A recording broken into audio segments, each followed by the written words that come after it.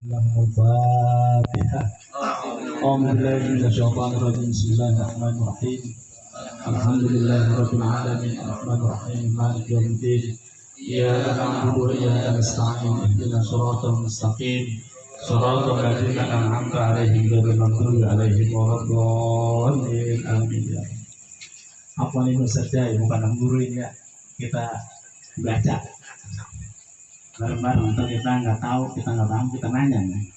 Ini beliau mungkin salah satu yang sudah pakar dalam hadis Rasulullah. Bismillahirrahmanirrahim. Kelanjutan yang kemarin kita baca di sini hadis yang ke-43. Kalau Rasulullah Shallallahu Alaihi Wasallam, hadis yang diriwayatkan oleh Rawahut Dailami an Ibnu Abbas radhiyallahu anhu, ahabbakum ilallahi aqallukum ta'man wa akhabbukum badanan wa akhabbukum badanan. Ini tentang berkaitan hadis yang disenengin, yang dicintai oleh Rasulullah. Di antaranya adalah salah satu yang dicintai oleh Allah adalah orang yang sedikit makannya, aqallukum tu'man, yang sedikit makannya, wa akhabbukum badanan, dan ringan badannya. Maksudnya adalah Nabi ini selalu menyerukan kepada umatnya, bahkan daripada golongannya, itu tidak makan sebelum dia lapar, dan makan tetapi tidak sekenyang-kenyang, atau berhenti sebelum kenyang banget gitu. Ini salah satu yang dicintai oleh Allah Subhanahu wa taala, dan selalu dianjurkan kepada nabi kita, kepada umatnya, dari nabi kita kepada umatnya seperti itu. Jadi kata seorang penyair seperti itu, makanlah untuk hidup, bukan hidup untuk makan. Jadi makan seperlunya saja untuk menyambung hidup, bukan kita ngikutin hawa nafsu kita. Kalau belum mentok tenggorokan, belum tahap, belum berhenti, biasanya itu kebiasaan kita. Apalagi launya lau kesukaan kita, emang kita ancam banget. Dari pagi belum makan, hawanya dingin, sayur asem, goreng jengkol, sambal terasi, lala pucuk labu, lala pete, jengkol muda, terus gabus kering. Itu lauk banyak banget. Lapar, hawa dingin, gerimis, musim hujan, kira-kira bagaimana? Kalau belum mentok di leher itu orang itu masih terus nambah. Percobaan 2 centong. Ya tahu masa ada malu goreng jengkol berdua kuat ya. Ya mau jadi hantam aja orangnya. Itu yang biasanya kita jadi kelancokan makan tuh. Ingat hadis Nabi yang dianjurkan anak Rasulullah, ingat kita. Makanlah kamu sebelum lapar. Kalau belum lapar jangan makan dulu. Kalau masih biasa-biasa aja mak. Pagi masih makan lempeng 3 potong, bala-bala 3, terus gemplong 2. Kalau orang Betawi itu ya baru belum nyala, belum kena nasi uduk. Belum makan namanya. Belum makan, belum kena nasi. Itu seperti itu. Ingat kita itu hadis Nabi, makanlah sebelum kamu lapar dan berhentilah sebelum kamu kenyang. Ingat, tapi kalau ngadepin yang hidangan seperti itu, apalagi kesukaan kita. Sop kambing anget-anget ngebul, terus kan sambal kacang, nasi jambuli. Kalau nasi jambuli mah kambing lah. Itu dia. Tuh. Pas dia datang. Sekalipun kadang-kadang kita ingat, kita terus aja bablas. Itu namanya kita nafsu. Memang adanya nafsu dong, itu kan kita. Kita aja udah kekenyangan, kita nyender kan. Nah, begitu. Kayak ikan kayak ular kadut makan ikan sepat. Dibang makan ikan sepat doang pasti ketelan itu. Ya ular kadut pengen melagik ngomong aja. Itu model kita begitu. Jadi makan kalau masih ada di depan terus. Kenapa? Emang kebiasaan kita. Maksudnya kebiasaan kita makan banyak, semuanya begitu. Kira-kira yang ikutin Nabi tahu udah tuh hadis mah kita baca. Pengen kita meraktekin makan secukupnya. Apalagi yang kata penyair. Jadikanlah makan itu sebagai penyambung hidup, bukan hidup itu untuk makan. Gitu. Kemudian ringan badannya. Maksudnya apa? Kalau makan terlalu banyak, dampaknya adalah badan gemuk. Habis kurang gerak. Kalau habis makan maco, kerja berat, nah itu mungkin kalorinya terbakar. Seimbang, sesuai dengan kalori yang dia keluarkan, makannya banyak, makin seimbang. Dia kata makannya banyak kan nggak gemuk, karena geraknya banyak. Ini kan makan banyak, geraknya dikit. Dikit-dikit langkar, blinker, nyender, pukul, gerak dikit, tabrak nasi. Makanya musim hujan begini. Ini kira-kira musim hujan 3 bulan 4 bulan badan meningkat ini bangsa-bangsa naik 5 kilo 6 kilo. Lah, Abah musim hajatan makan mulu kemana? Iya, kan musim hajatan. Mungkin sebesar hajatan itu seimbang dengan yang dipikirin. Iya. Jadi 5. Banyak kan kondangannya mikirin aja kita aja buat kondangan.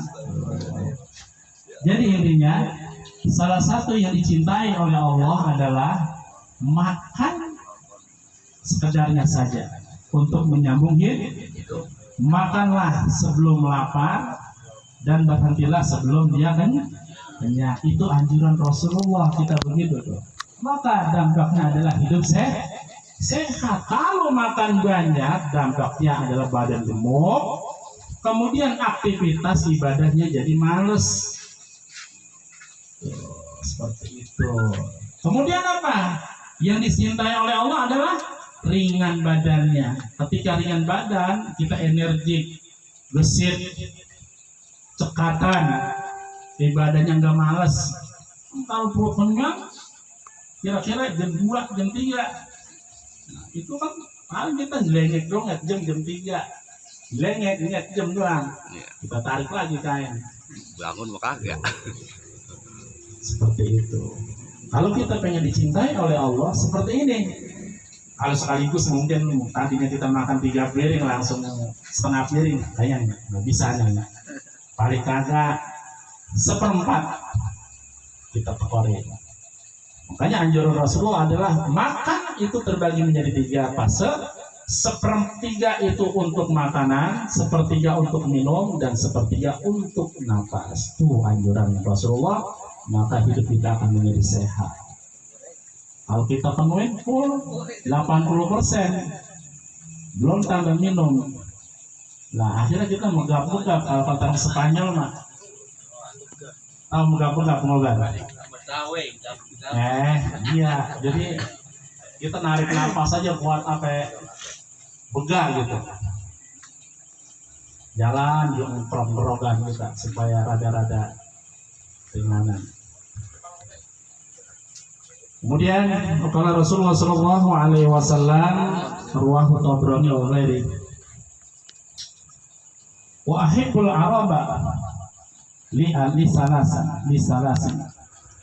Ini hadis tentang keutamaan bangsa Arab. Bangsa Arab dia mempunyai keutamaan ada 3 macam. Cintailah bangsa Arab itu 3 perkara. Kata Nabi seperti itu. Yang pertama, li'anna Arabiyun. Aku ini adalah, kata Nabi, dari bangsa Arab. Yang kemudian, wal Qur'anu Arabiyun.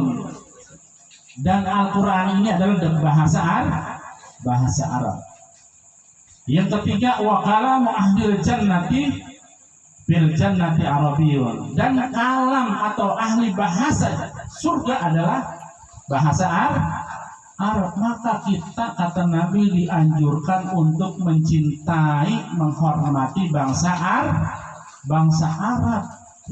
Karena bangsa Arab mempunyai kemuliaan, mempunyai keistimewaan tersendiri daripada bangsa-bangsa lainnya.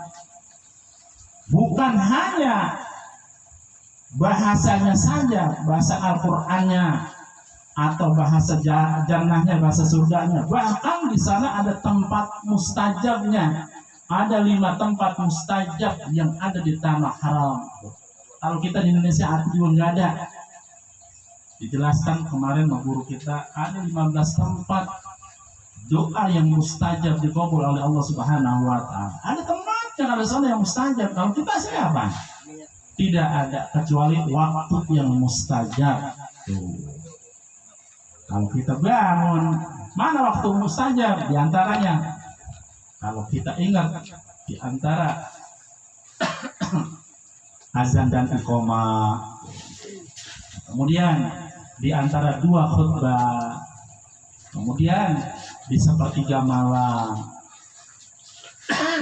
Kita di antaranya adalah mempunyai waktu-waktu yang mustajab. Kalau kita nggak tahu, ya lewat. Tapi kalau di Arab, di antaranya adalah tempat mustajab. Di Ismail, di Raudoh, ya pokoknya di sana mah banyak dah. Di antara ada 15 tempat yang dijelaskan oleh guru kita. Nah, di sini kita dianjurkan mencintai bangsa Arab itu karena 3 kriteria. Yang pertama, kata Nabi, karena aku ini adalah dari bangsa Arab. Yang kedua, karena Al-Quran itu adalah dengan bahasa Arab. Dan yang ketiga adalah sebagai bahasa ahli surga, ialah bahasa Arab. Ini fungsinya kita dianjurkan untuk mencintai bangsa Arab. Tapi yang baik-baik, bukan orang Arabnya. Orang Arab banyak yang Nasrani, 50% 50-50. Laporan kita Indonesia 95%, sekarang udah 90%, aja udah 80% di dalam orang Islam. Bukan naik turun. Ini hadis yang kedua harus kita pahami, bahwasanya kita diprioritaskan lebih mencintai bangsa Arab karena 3 faktor ini. Tapi juga kita harus cinta dengan negara kita. Hubbul watan minal iman, kata orang NU. Insya Allah. Kafir. Waqala Rasulullah sallallahu alaihi wasallam rahu Ahmad wal Baihaqi. Kemudian hadis yang diriwayatkan oleh Imam Ahmad dan Imam Baihaqi ialah tentang buruk sangka yang dibolehkan. Waqala Rasulullah sallallahu alaihi wasallam, ihtarisu minan nasi bisu'idzon. Waspadalah terhadap buruk sangka dari manusia dengan bisu'idzoni, dengan berburuk sangka. Nah, buruk sangka boleh kita berburuk sangka kepada orang yang selalu zolim, yang selalu menyakiti kepada kita. Di antaranya seperti itu. Boleh kita berburuk sangka untuk waspada dia itu berbuat zolim kepada kita. Emang orangnya itu orangnya degil, orangnya tengkerek, galak kepada kita, kepada siapa saja. Nah, itu di situ kita boleh untuk berburuk sangka atau suudzon. Kenapa? Untuk selalu waspada. Kalau dia itu berbuat zalim kepada kita, emang orangnya seperti itu, buruk dalam perilakunya, makanya kita diperbolehkan seperti itu dalam hadis ini. Tapi tujuan adalah untuk waspada. Ihtaisu minan nasi bisuizon. Waspadalah terhadap buruk sangka pada manusia yang selalu berbuat buruk kepada kita. Tujuannya seperti itu. Bukannya suuzon ini orang baik, kita suuzon ini itu nggak boleh. Orang biasa-biasa aja nggak ngapa-ngapain kita suuzonin, itu nggak boleh, baru haram. Yang boleh adalah orang yang betul-betul perilakunya baik, buruk, peringainya buruk, yang selalu berbuat zolim. Nah ini untuk tujuan waspada. Kalau dia itu berbuat zolim kepada kita, nggak boleh kesentuh, nggak boleh kesinggung dikit. Udah dikit-dikit main golok, dikit-dikit kalau dia punya ilmu dalam kita dikirimin begitu.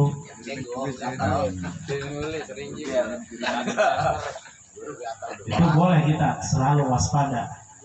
Nah, sekarang kita punya di YouTube itu ada tuh, kita telepon, kita nasihin.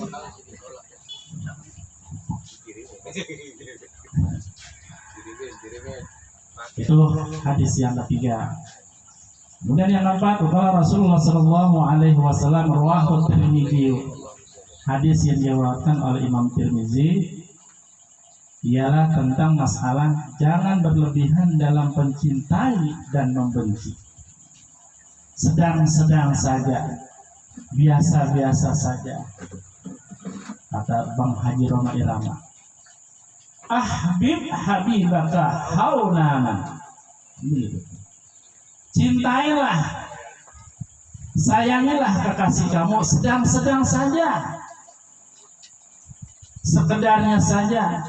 Asa ayyakuna baghidaka yauman. Siapa tahu nanti suatu hari orang yang kamu senangi itu menjadi musuh bagimu. Makanya kita kalau mencintai seseorang, baik itu teman, kekasih, kita sandarkan cinta kita kepada Allah. Jadi bukan benar-benar kita ngeledak pada teman dia. Bisa saja teman, kekasih yang kita cintai itu akan berbalik menjadi musuh kita di suatu hari. Makanya ini anjuran nggak boleh. Sedang-sedang saja, kata Peti Pera. Yang sedang-sedang saja. Jadi kalau mencintai sesuatu itu nggak boleh berlebihan membebani. Ahbib habibaka muqarriban fa innaka la tadri mata anta nazar. Itu kalau kata untayan yang lain seperti itu. Cintailah kekasihmu, my darlingmu, my love-mu, sekedar saja. Fa innahu mata, sesungguhnya kamu tidak tahu kapan kamu akan bisa terpisah dengan dia. Kalau di sini ahbib haulan asa an ayakuna ba'daka yauman. Siapa tahu nanti orang yang kamu senengin banget, kamu cintain banget, apa yang lengkap bahasa orang sepenuhnya. Tahu-tahu besoknya kamu dari musuh besar sama dia, boro-boro nanya, niat belayangan aja gue gede. Cuy, begitu. Dulu lu sayang-sayang. Ya, sekarang aja. Kayaknya pengalaman pribadi ini. Seperti itu. Makanya kata siapa tuh? Cintai aku karena Allah. Sayangi aku karena Allah. Emang begitu, nih anjuran buat kita tuh. Kita juga kalau punya tetangga, kebuatan temen, banget jangan. Boleh emang itu ada saudara kita seiman. Kita berikan pertolongan, kita berikan kalau kita punya kelebihan, tetapi jangan sampai terlampau. Emang betul ada hadis lain jelaskan, senengin, cintain saudara kamu sebagaimana kamu mencintai saudara atau diri kamu. Emang anjuran Nabi seperti itu, ada hadisnya. Cuma kalau berlebihan nggak boleh. Emang harus disenengin. Jadi saudara sesama muslim adalah saudara kita, sakitnya saudara kita, sakitnya kita. Makan itu. Begitu. Wah itu tergambar aja tuh kan malamnya. Iya. Wah, ini kita udah ngomongin terus. Nah, jangan lupa like and share. Yang kemudian selanjutnya adalah wa abghid bagi doka hauna. Jangan kita benci. Siapa tahu asa ayakuna habibaka yauman. Jangan kita benci sebenci-bencinya. Siapa tahu orang yang nanti kamu benci itu akan menjadi kekasih kamu di suatu hari. Wah, berdebat sama dia. Jangankan ininya. Kali gue dulu gedeg banget jadi besan. Ini hadis Nabi. Berarti itu orang yang buat film seperti itu dia mungkin ada membaca gitu. Dia ngaji. Gini Ustaz, tidak terlalu cinta buat mau Ustaz muda. Haruslah cinta. Cuman jangan terlalu seakan-akan kita lupakan Allah. Makanya kita sadarkan segala sesuatu kita mencintai kita karena Allah. Begitu kan nyanyiannya juga ada. Jadi segala sesuatu kita sadar karena ya Allah. Kalau kita mencintai sesuatu karena Allah itu ada nilai ibadahnya bang. Ya iya.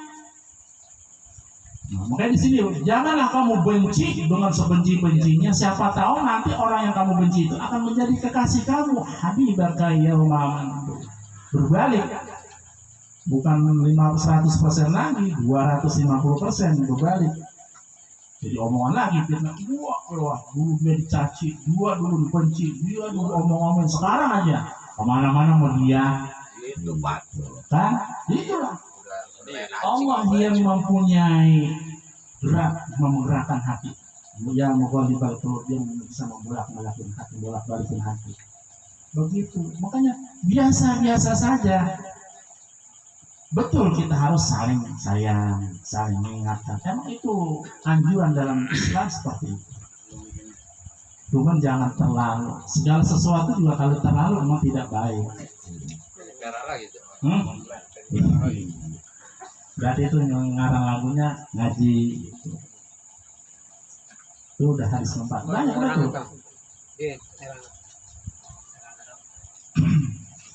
Kemudian kalau Rasulullah Shallallahu Alaihi Wasallam rawahu Ibnu Adi an Ibnu Mas'ud radhiyallahu an. Kalau Rasulullah Shallallahu Alaihi Wasallam adama iftaradallahu alaika takun min ibadin nas wastanib ma harramallahu alaika takun awra'an nas warda bima qasamallahu laka takun min aghanan nas. Ini hadis berikutnya tentang masalah hal-hal yang dikhawatirkan.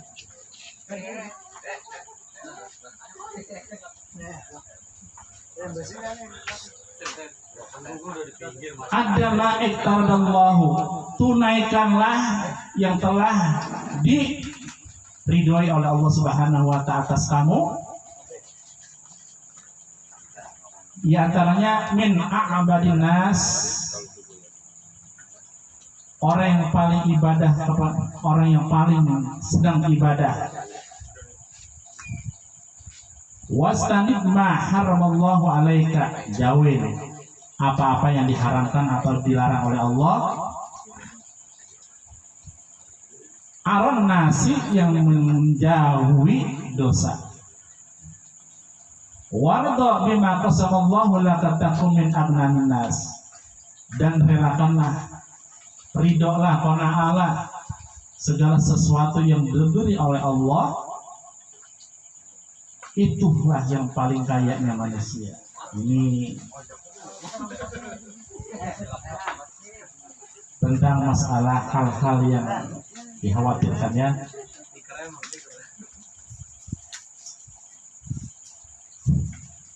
Jadi kita diperintahkan tunaikanlah apa yang menjadi Allah senangin, yang Allah rela, kita tunaikan. Seperti ibadah kita, dan jauhilah apa-apa yang diharamkan Allah dengan menjauhi dosa. Dan kemudian relakanlah apa-apa yang diberi oleh Allah, apa adanya yang Allah beri harus kita qanaah, terima. mungkin nanti di sisi Allah itu adalah orang yang paling kaya.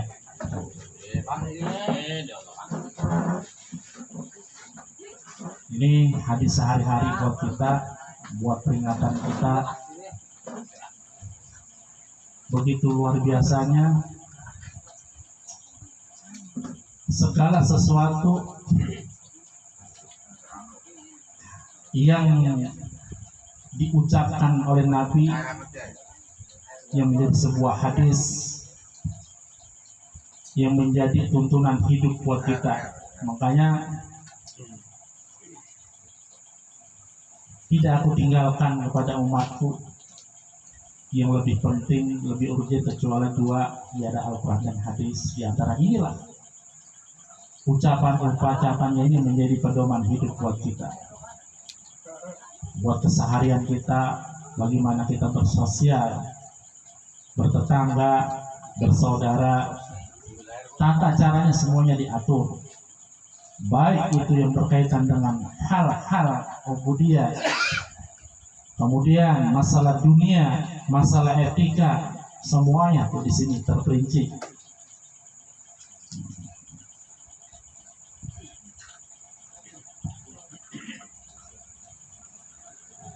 Waqala Rasulullah sallallahu alaihi wasallam rawahu Daraqutni an Jabir radhiyallahu anhu. Hadis berikutnya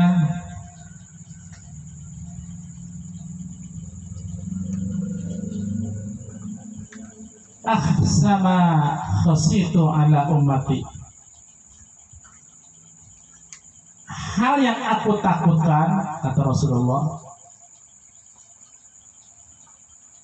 terhadap umatku. Nih, Nabi yang paling ngeriin, yang paling ngeri terhadap umatnya adalah penyakit yang pertama, kibarul batni. Ini masih berkaitan dengan hadis yang pertama nih. Aqallu tuqman. Kibarul batni ialah besar perutnya. Wa mudawamatun naumi, banyak tidurnya. Wal kasalu, dan males. Wadok yakin, dan lemah keyakinan. Ini Nabi rada khawatir kepada umatnya.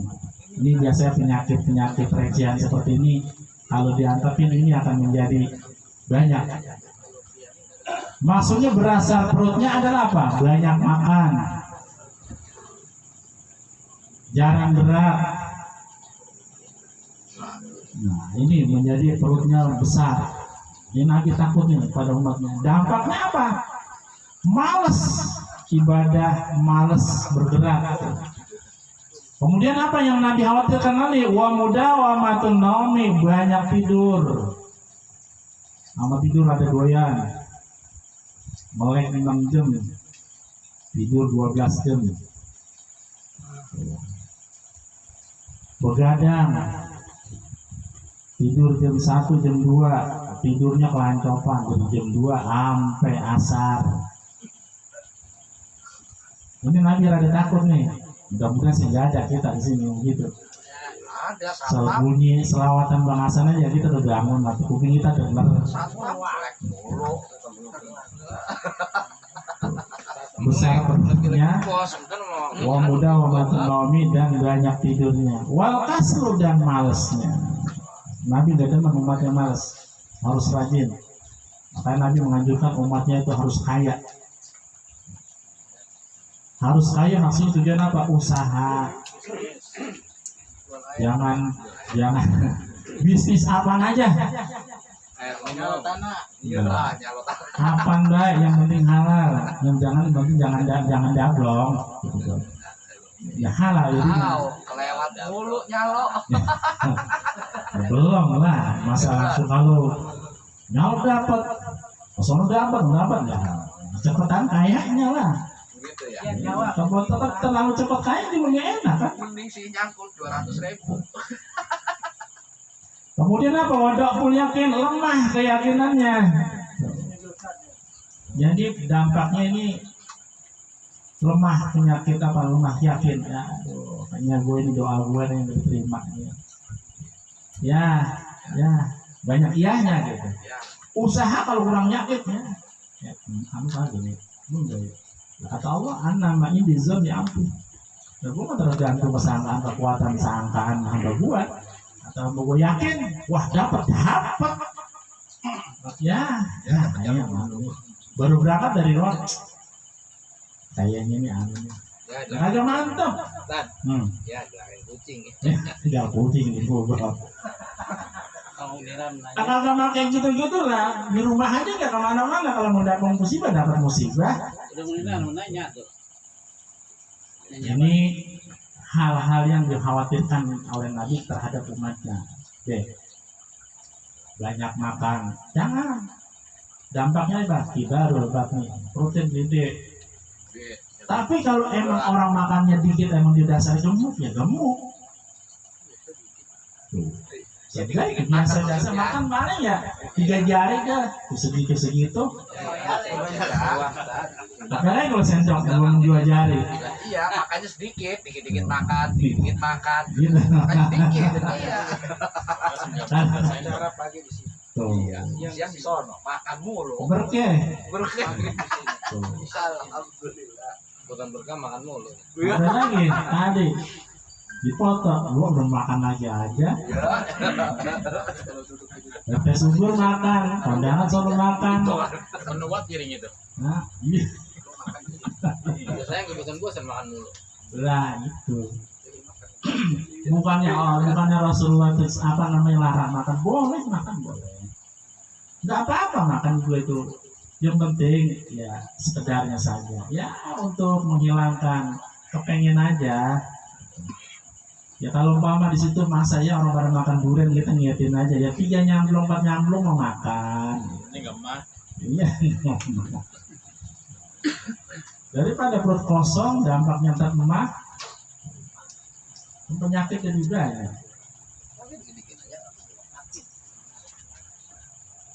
Itu hadis yang ke-6. Kemudian waqala Rasulullah sallallahu alaihi wasallam rawahu Dailami an Ali radhiyallahu anhu. Hadis ini tentang masalah hal-hal pokok yang harus kita ajarkan kepada anak. Adibu auladakum. Ini ala salasi khisalin. Ajarin, bimbing, didiklah anak-anak kalian atas 3 perkara. Di antaranya apa? Nih. Ini kadang-kadang kita kadang-kadang kalah sama orang-orang yang kita sebutlah orang seberang sono. Di antaranya kita sebut kalau satu amnya Muhammadiyah. Kalau kita perhatikan pendidikan di Muhammadiyah, karena teman saya juga banyak yang pada ngajar di SDIT, saya juga sering ke sana. Dia itu menanamkan kecintaannya kepada Nabi ini buat hebat banget. Tapi kalau orang kampung kita mah masa bodoh baik, begitu aja. Nanti tahu anak Ustaz begitu. Terus bagaimana lagi? Ya kurang tekanannya terhadap anak kita kurang. Apa lagi? Dikit-dikit nyuruh orang ya. Sementara Nabi anjurannya seperti ini tuh. Adibu auladakum, ajarin, bimbinglah anak-anak kalian ala salasi khisalin. 3 perkara. Yang pertama apa?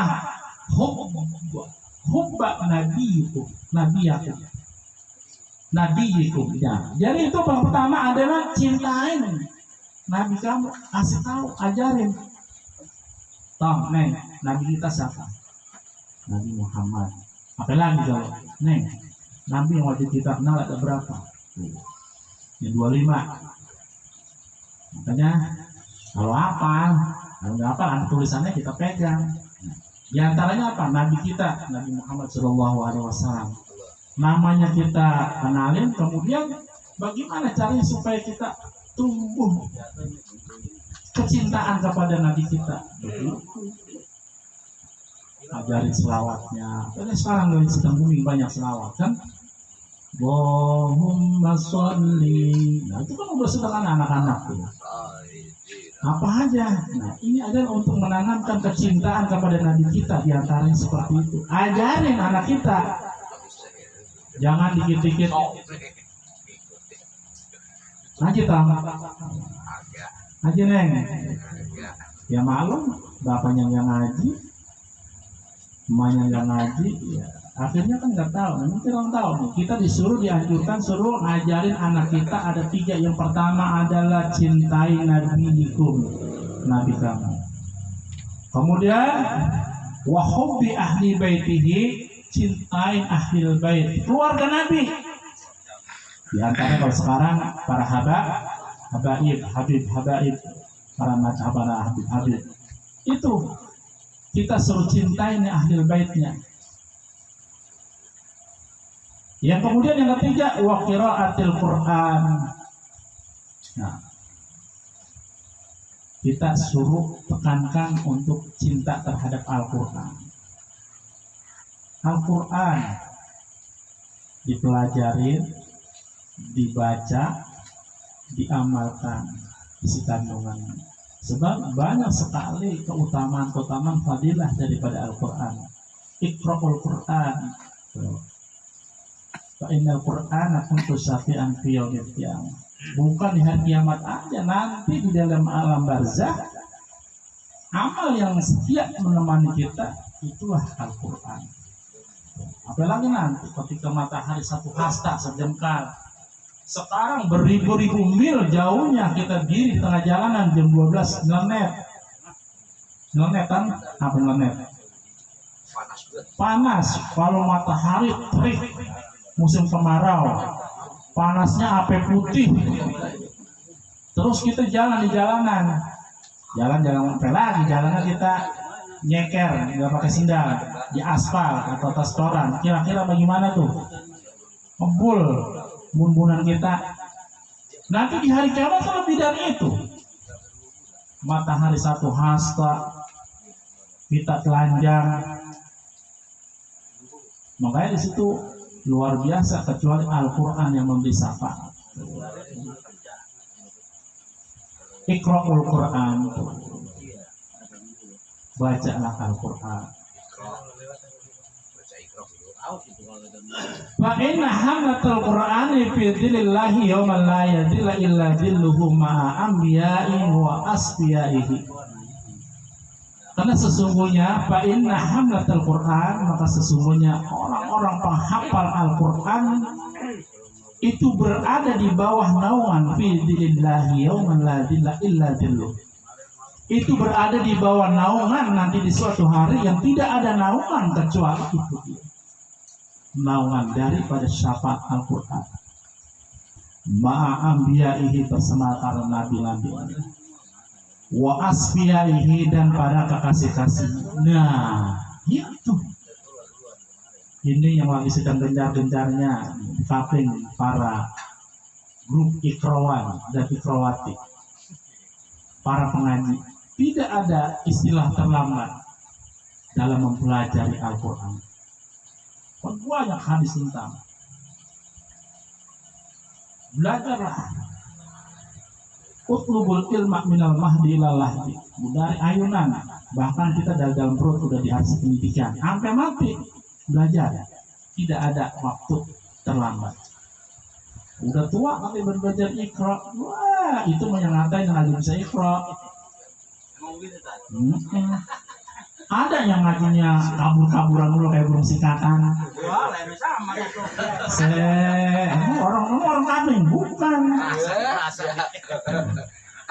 Kependil. Tapi saya alhamdulillah dia niat udah belajar, udah bisa gitu. Tinggal ngelicinin doang. Cuman harus kita belajar. Paling kagak kita niat mempelajari Al-Quran, kita ini mendapatkan syafaatnya. Belum kali nilai bacanya, 1 huruf 10 kebaikan. Kalau seandainya kita baca 3 halaman, abata, ja'ada, basado, basoro, nah itu kan banyak.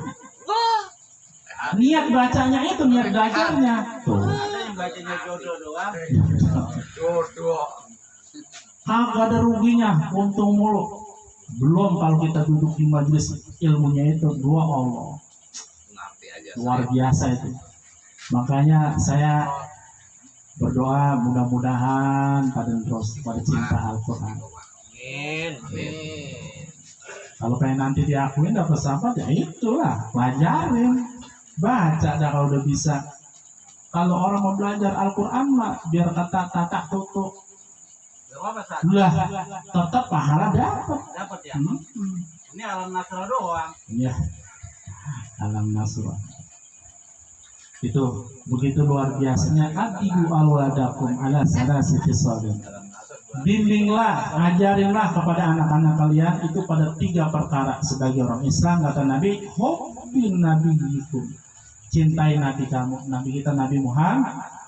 Ya Allah, kalau salah satu cintanya kepada Nabi Muhammad kita buktikan, man ahya sunnati faqad ahabbani, kita cintai lah, kita amalkan yang menjadi kesunahan Nabi.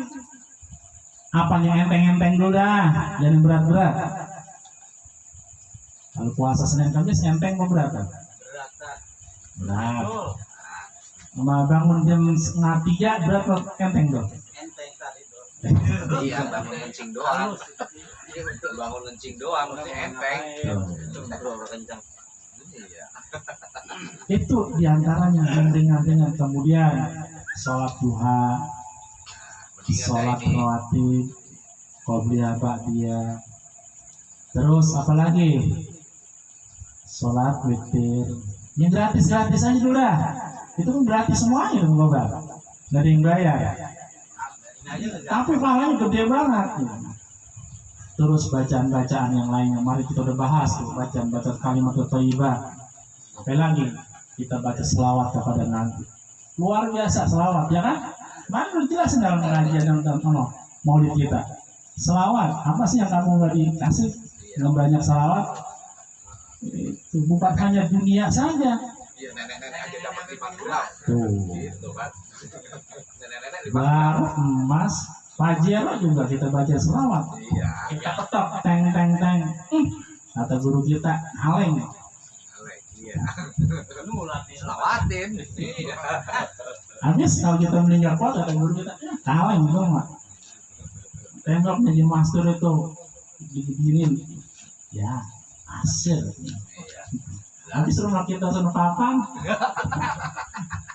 Supaya gede-gedein hati gitu. Karena kita belum mampu, ya tiba hal yang katanya. Udah mobil Pajero ya, Fortuner hal yang lewat.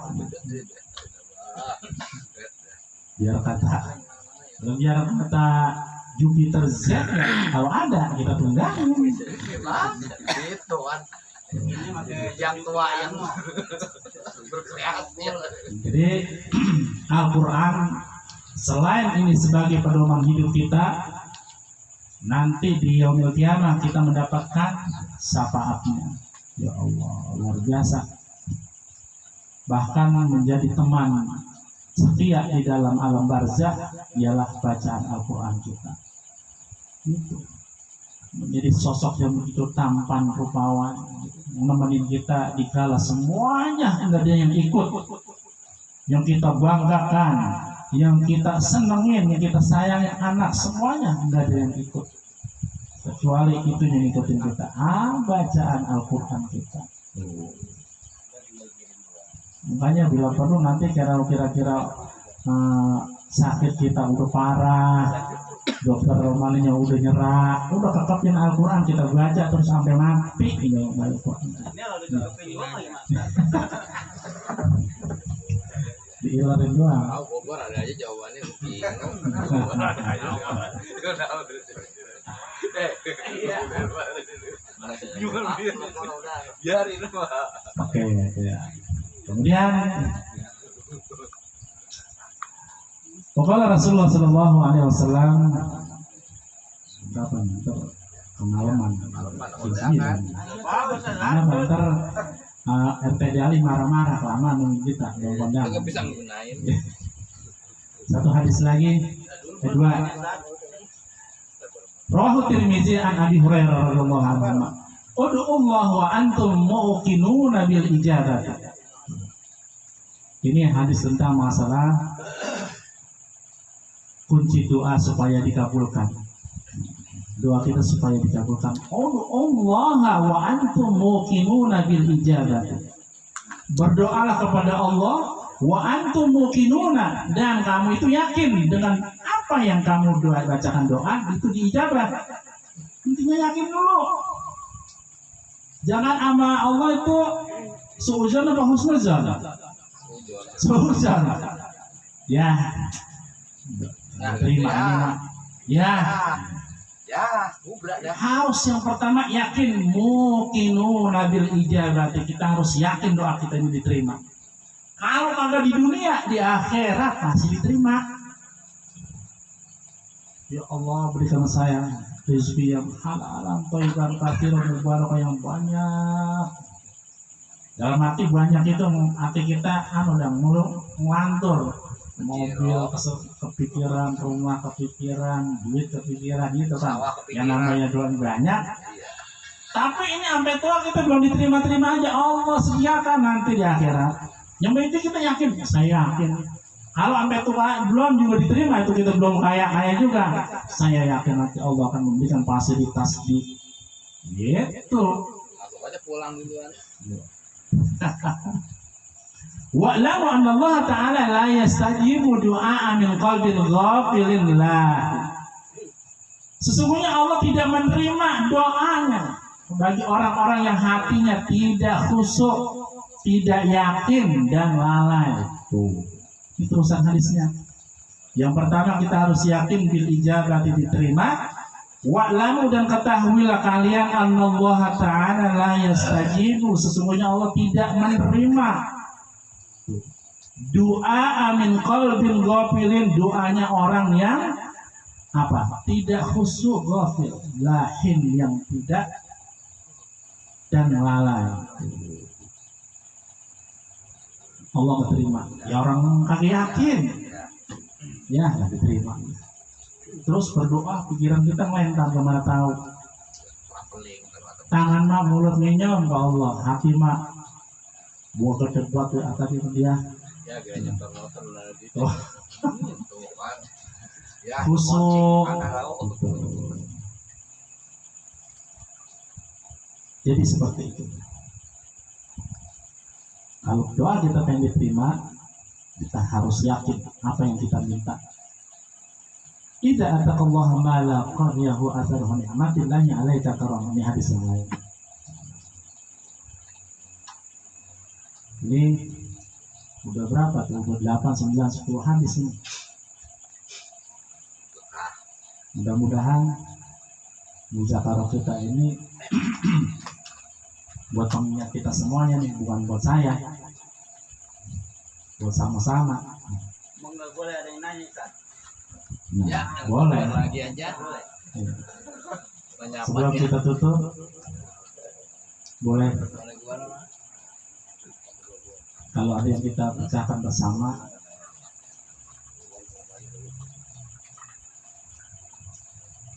Ada beberapa yang tanya ya? Ada Mumpung ada asatidz lain, ada guru-guru kita. Ini harus dijawab ini Sat. Hmm. Ya. Jauh. Saya mau nanya nih Sat. Saya mau bersaing maju master. Ya. Iya. Masa harta saya kalah kan? Iya. Ya. Dia punya mobil, saya punya motor Jupiter doang. Iya. Ya. Sama sama. Apa nih yang saya saingin? Sholatnya. Iya. Bener kan? Bisa tuh Iya. ya? Betul. Lihat apa hadisnya saat itu? Kalau hadis itu lah banyak itu. Nah, iya harus dijabarin.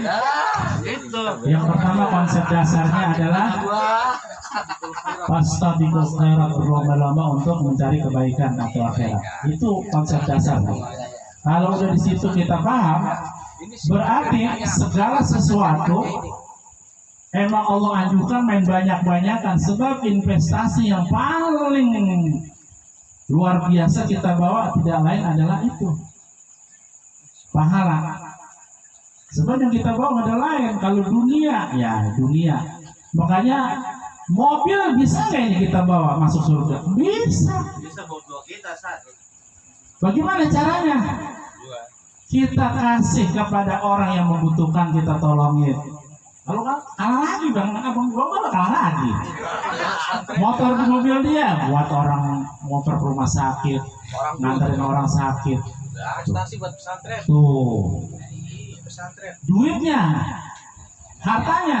Bayangan dia. Iya, dia bisa bantu ono bantunya. Satu Bung Lobar, kata Bung Lobar benar, ialah tentang masalah ibadah. Wajib. Ibadah yang mana? Yang pertama kalau wajib itu adalah modal. Sholat 5 waktu itu adalah modal. Ibarat usaha. Untungnya yang mana untungnya? Yaitu amalan-amalan yang lain. Baca-bacaan yang lain yang hadis yang kemarin kita udah jelasin. Bisa bernyanyi. Terdahulu di antaranya yaitu sunnah-sunnah Nabi. Apa yang menjadi kesenangan Nabi kita kerjakan. Nah itu keuntungannya. Kalau yang wajib-wajib doang lah, sedekah, zakat, puasa itu mau modal. Bukan nggak ada pahalanya, ada. Kalau kita kerjakan dapat pahala, kita tinggalkan justru dosa. Nah sekarang yang berat apa? Yang sunnah ini yang berat, yang jadi keuntungan bagi orang usaha itu sunnah. Untungnya.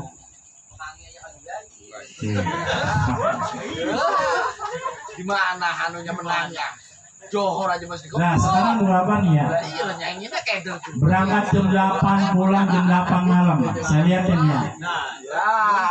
Gimana menangnya ya? Pertama dia melek badan, melek mata, dia sholat subuh, kemudian dia tidur lagi, bangun jam 8 dia berangkat kantor. Pertama tujuan dia adalah untuk nyari apa? Itu langkah dari depan aja papan itu udah dihitung Allah. Karena dia apa? Berangkat untuk cari nafkah yang halal. Bekerja sono. Tapi dia tetap sholat, ibadah itu luar biasa. Pulang ngantuk, capek, kan maklum yang namanya matul, bulain. Jam 8 habis mengisah dia udah ngorok tidur kokrok. Kata Nabi, man bata akalan halalan bata makhluk. Tuh dipuji sama Nabi. Orang yang tidurnya apa yang ngorok kena kecapean kelelahan untuk mencari harta yang halal, bata makhluk. Tidurnya aja menjadi ampunan. Begitu Bung keringat yang kita keluarkan teteskan Buat motivasi. Dan begitu ntar kita begitu terus. iya. Yang penting jangan keluar dari jalur rel. Semuanya itu kita sandarkan untuk Allah. Lebih bisa bersaing Haji Masur apa ya dia meringanan ini masalah tenaga dia mah. Tapi duitnya banyak gitu. Saingan kita ya udahlah gitu bersaing hartanya kuat. Ibadah kita banyakin. Sedekah apa lagi yang kita banyakin? Sedekah dengan kemampuan kita. Baik itu yang kita apa itu yang kita bawa kangkung lah kita kasih nih sedekah. Gua mampunya kangkung, dia bisa lawan dengan Haji Mastur mama apaan? Emang lain tingkatannya dia mah wajar ya mau Allah titipkan hartanya banyak. Dia sedekah dengan kemampuannya. Kita dengan kemampuan kita. Kalau kita ikhlas karena Allah, lah emang itu pahalanya enggak sedikit. Wah banyak Bang Besok Boga. kayaknya ada yang dikejar kumbo sama kemangi.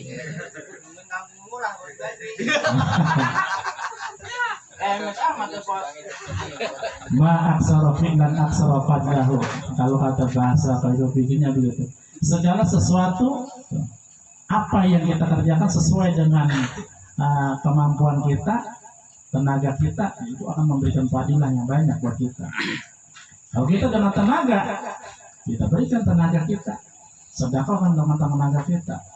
Haji Mastur dengan kekayaannya emang Allah titipkan dia ini dapatnya titipan dari Allah nih harta. Kamu kata guru kita nanti kan di sono masing-masing dari rinciannya. Lah dia kenapa?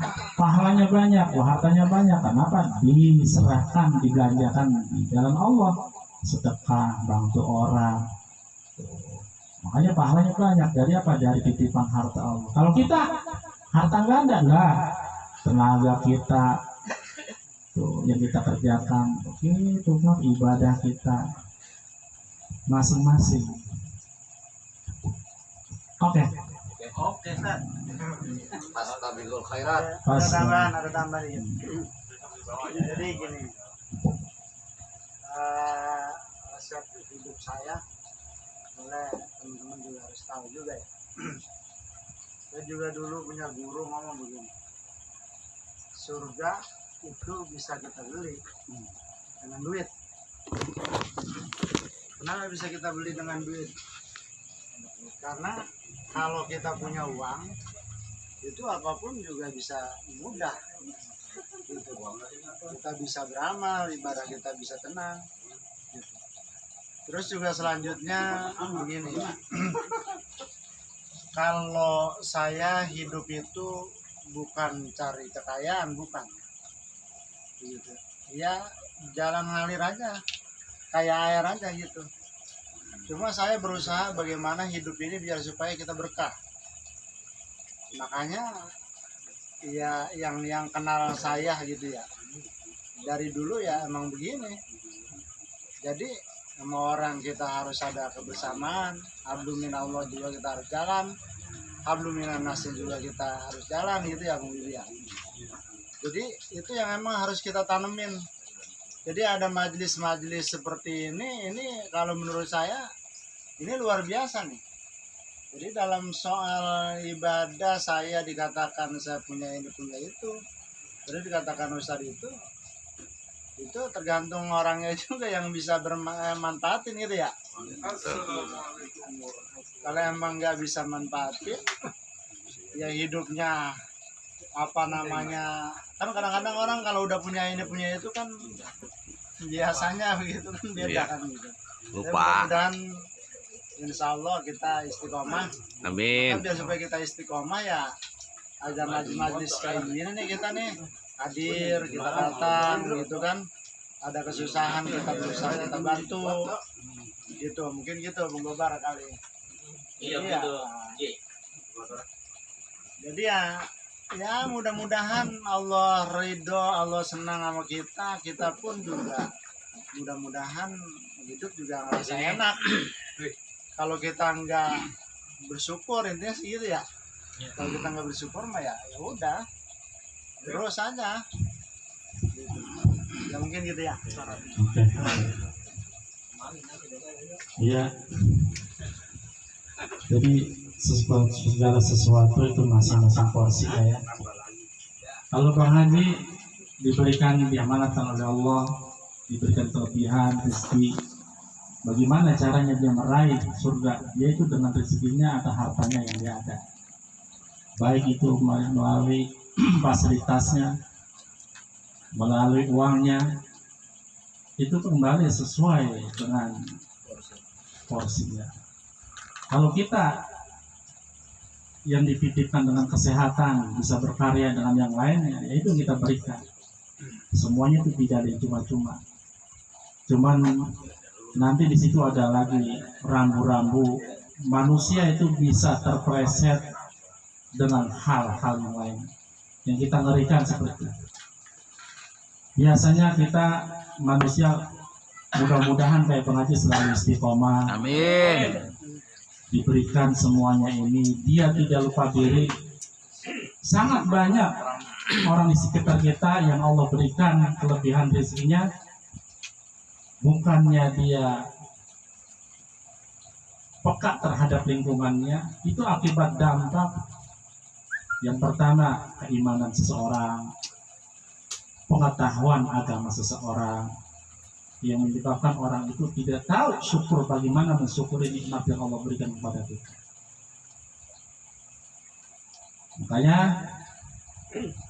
selain kita diberikan banyak rezeki, ilmu juga harus kita gali, harus kita tahu, supaya ke jalurnya kita paham ini harta yang segini banyaknya, bagaimana supaya menjadi amalan dan ibadah buat kita.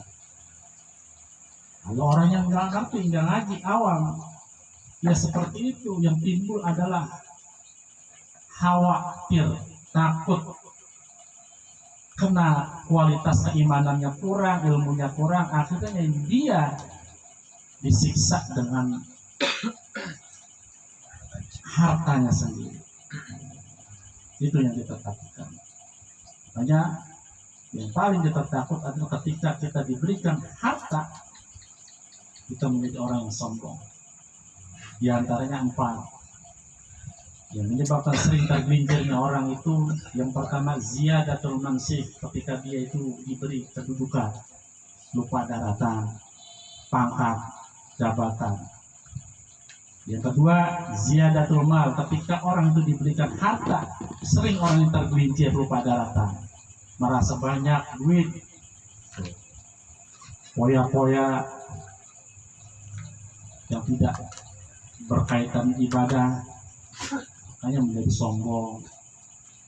Kemudian begitu juga orang yang banyak ilmu, ziyadatul ilmi, bertambahnya ilmu. Kalau dia kurang waroknya, kurang tahadus binikmahnya, sangat mudah tergelincir dia menjadi orang yang sombong karena dia merasa paling.